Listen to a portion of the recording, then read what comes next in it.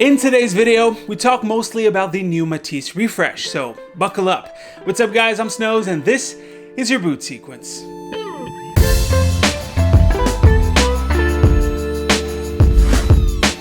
Well, I'm disappointed. AMD just officially announced their Matisse refresh, and I'm disappointed. There's no other words. Let's get this straight. The rumors were wrong. The boost clock speeds are lower than we thought for two of the chips. Not only that, but the base clocks have not changed from the non-XT models at all.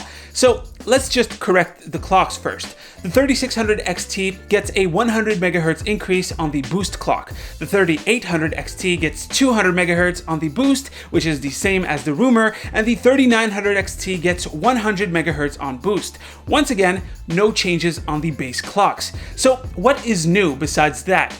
Well, AMD claims that thanks to their refined 7nm process for these chips, the XT variants will achieve consistently higher boost clocks for longer periods of time, specifically a 4% increase in single-threaded performance. But here's the kicker.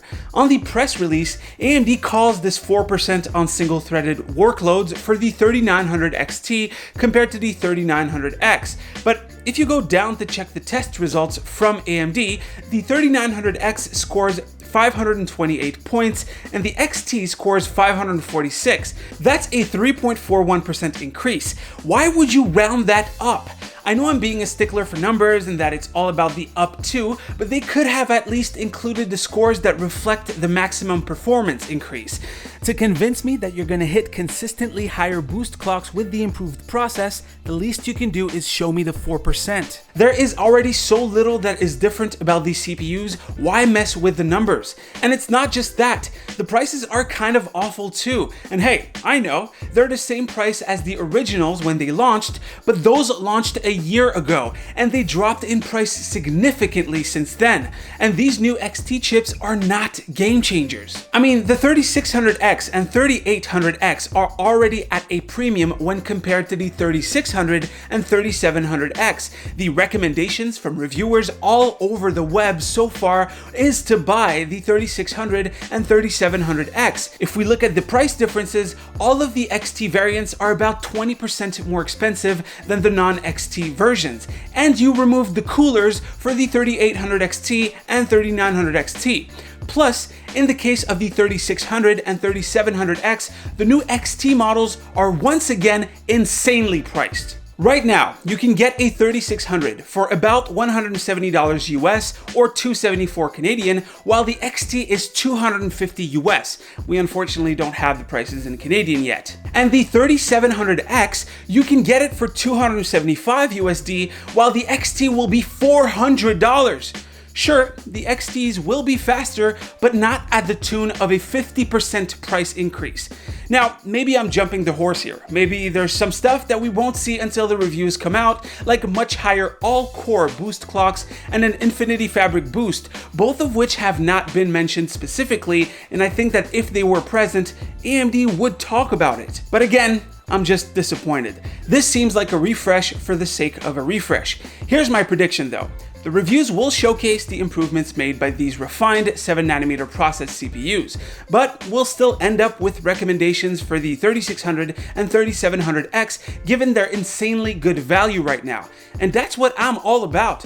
Value. I'm not the guy who's gonna spend $1,200 plus on a 2080 Ti, and if you are, you're probably gonna go for whatever is best for gaming, which currently is the 10900K. And if once again you don't care about price but you want to go balls to the wall on the CPU, you're not gonna get the 3900XT, you're gonna get a 3950X. I'm sorry AMD, I was rooting for you, but I'm disappointed in that specific refresh. If these are here for you to delay Ryzen 4000, it wasn't a great move in my opinion. I hope AMD proves me wrong though.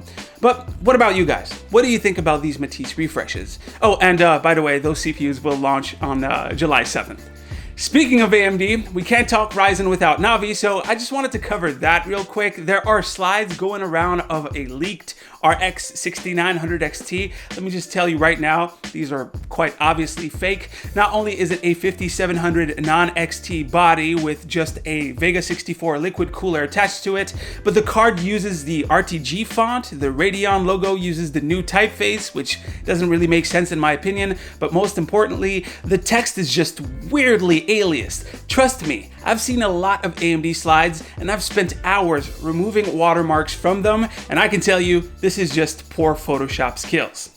Alright, so I know this was a short video and mostly a rant. I just had to get it off of my chest. But if you liked it, don't forget to hit like. If you want to talk about today's video, the comment section is here for you. I'm going to be very specific on that one. I'll try and answer as many as I can. As usual, you can click right here to see the latest video right here. Subscribe to the channel. Stay frosty, my dudes, and I'll see you on the next one.